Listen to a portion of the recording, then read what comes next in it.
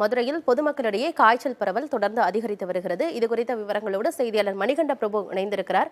மணிகண்ட பிரபு, ஒரே வாரத்தில் 100க்கும் மேற்பட்ட நபர்களுக்கு மதுரையில் காய்ச்சல் பாதிப்பு உறுதி செய்யப்பட்டிருக்கு. அதில் 3 பேருக்கு டெங்கு காய்ச்சல் இருக்கிறதையும் உறுதி செஞ்சிருக்கிறாங்க. இப்போ மழைக்காலம் ஆரம்பிக்க போது, இப்போ மழைக்கால நோய் தொற்றிலிருந்து மக்களை காக்கும் வகையில் என்ன மாதிரியான முன்னெச்சரிக்கை நடவடிக்கைகள்லாம் எடுத்திருக்கிறாங்க?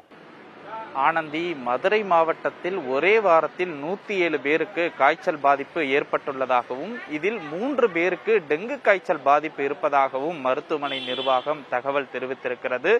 மதுரை மாவட்டத்தில் கிட்டத்தட்ட 10 நாட்களுக்கும் மேலாக கடுமையான வெயிலின் தாக்கம் இருக்கிறது. குறிப்பாக தமிழகத்திலேயே மதுரை மாவட்டத்தின் புறநகர் பகுதிகளில் அதிக அளவு வெயில் பதிவாகியும் இருக்கிறது.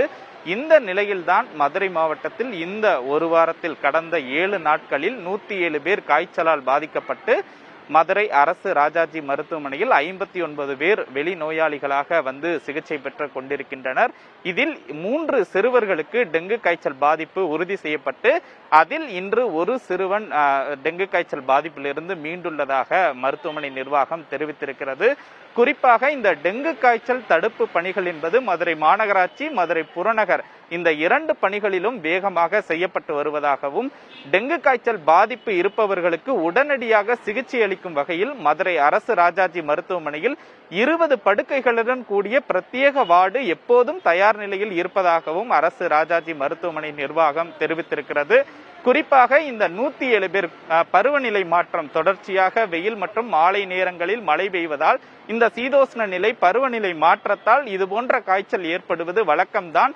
இதற்கு முறையாக சிகிச்சை அளித்து தேவையான மருந்துகளை எடுத்துக்கொண்டால் காய்ச்சல் பாதிப்பிலிருந்து மீளலாம் எனவும் மருத்துவர்கள் தெரிவித்திருக்கிறார்கள். குறிப்பாக 30க்கும் மேற்பட்ட பெரியவர்கள், 29 சிறியவர்கள் என 59 பேர் மருத்துவமனையில் சிகிச்சை பெற்றிருக்கின்றனர். 48 பேர் வீட்டிலேயே சிகிச்சை எடுத்து வருவதாகவும் மாவட்ட சுகாதாரத்துறை தெரிவித்திருக்கிறது.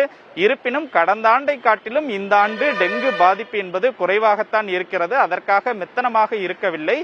டெங்கு விழிப்புணர்வுக்கான அனைத்து களப்பணிகளையும் மதுரை மாநகராட்சியும் மதுரை மாவட்ட நிர்வாகமும் விரைவாக மேற்கொண்டு வருவதாக மாவட்ட நிர்வாகம் தரப்பில் தகவல் தெரிவிக்கப்பட்டிருக்கிறது. ஆனந்தி, மாவட்ட நிர்வாகம் சார்பாக போதிய முன்னெச்சரிக்கை ஏற்பாடுகள்லாம் செஞ்சிருக்கிறாங்க. மக்களும் கூடுதல் விழிப்புணர்வோடு இருக்கணும். தகவல்களை வழங்கியமைக்கு நன்றி மணிகண்ட பிரபு.